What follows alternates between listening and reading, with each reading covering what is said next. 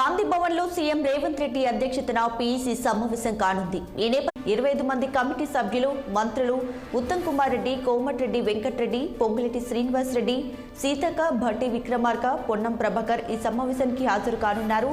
ఇక ప్రతి పార్లమెంట్ నియోజకవర్గం నుంచి 3 చెప్పున సెలెక్ట్ చేసి కేంద్ర ఎన్నికల కమిటీకి పంపనుంది తెలంగాణ ప్రదేశ్ ఎన్నికల కమిటీ.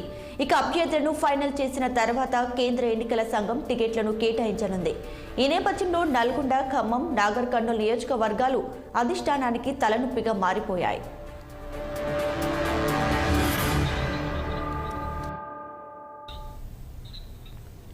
ఇక దీనిపై మరింత సమాచారాన్ని మా ప్రతినిధి శ్రీనివాస్ అందిస్తారు. శ్రీనివాస్ చెప్పండి, నేడు గాంధీ భవన్ లో పీసీ భేటీ కాబోతుంది. దీనికి సంబంధించి డీటెయిల్స్ ఏంటి? Good morning Deepika. ఈరోజు గాంధీ భవన్ లో పిసిసి అధ్యక్షుడు, అదేవిధంగా ప్రదేశ్ ఎన్నికల కమిటీ చైర్మన్ రేవంత్ రెడ్డి అధ్యక్షతన సమావేశం జరుగుతుంది. అయితే ఈ సమావేశం సాయంత్రం 6 గంటలకి గాంధీ భవన్ లో జరగనుంది. అయితే ప్రధానంగా పార్లమెంట్ ఎన్నికల్లో పోటీ చేయడానికి ఏదైతే దరఖాస్తు చేసుకున్న ఆశాహులు ఎవరైతే ఉన్నారో వారికి సంబంధించిన అంశంపైనే ప్రధానంగా ఈ సమావేశంలో చర్చ జరగనుంది. ఇదే మొత్తం 17 పార్లమెంటు నియోజకవర్గాల నుండి ఇప్పటికే 309 మంది దరఖాస్తు చేస్తున్నారు. ఏదైతే జనవరి 31 నుండి ఈ నెల 3 వరకు దరఖాస్తు చేసుకునేందుకు అవకాశం ఉన్న నేపథ్యంలో 17 పార్లమెంట్ నియోజకవర్గాలకు సంబంధించిన ఆశావాహులు 309 మంది దరఖాస్తు చేసుకునే పరిస్థితి. అయితే మొత్తంగా ఈ 309 మంది దరఖాస్తులు ఎవరైతే ఆశావాహులు దరఖాస్తు చేస్తున్నారో ఆ దరఖాస్తులకు సంబంధించి ప్రధానంగా చర్చించనున్నారు. అయితే ఈ సమావేశానికి ఇటు ప్రదేశ్ ఎన్నికల కమిటీ సభ్యులు కావచ్చు, అదేవిధంగా కాంగ్రెస్ వ్యవహారాల ఇన్ఛార్జి దీపాదాసం మున్షి, అదేవిధంగా ఇటు కేంద్ర ఎన్నికల కమిటీ చైర్మన్ ఏదైతే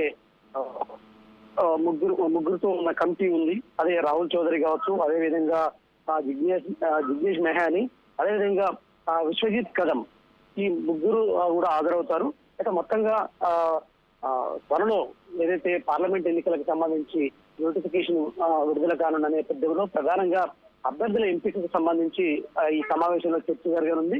అయితే ఈ మొత్తం ఈ సమావేశంలో మొత్తం ఏదైతే ఆశావాహులకు సంబంధించి స్క్రూటినీ చేస్తారు. స్క్రూటినీ చేసి ఏదైతే స్క్రీనింగ్ కమిటీకి అందజేస్తారో రేవంత్ రెడ్డి అధ్యక్షతన ఆ స్క్రీనింగ్ కమిటీ ఫైనల్ చేస్తుంది. అయితే పార్లమెంట్ అభ్యర్థులకు సంబంధించి ఎవరైతే ఎంత ప్రధానంగా ఇప్పటికే కాంగ్రెస్ పార్టీ కూడా గెలుపు గుర్రాలకే ప్రాధాన్యత ఇస్తుంది. అదేవిధంగా ఇప్పటికే తెలంగాణలో ప్రభుత్వం ఏర్పాటు చేసిన నేపథ్యంలో మెజార్టీ పార్లమెంట్ స్థానాలు గెలిపే లక్ష్యంగా ఉన్న నేపథ్యంలో ఖచ్చితంగా ఈసారి గెలుపు గుర్రాలకి ఇవ్వాలనే ఉద్దేశంతో ఈ స్క్రీనింగ్ కమిటీలు ప్రధానంగా చర్చించున్నారు. మొత్తంగా సాయంత్రం జరగనున్న ఈ సమావేశానికి సంబంధించి అభ్యర్థులపై ఒక కసరత్తు అయితే చేసి కేంద్ర ఎన్నికల కమిటీకి పంపే అవకాశం ఉంది.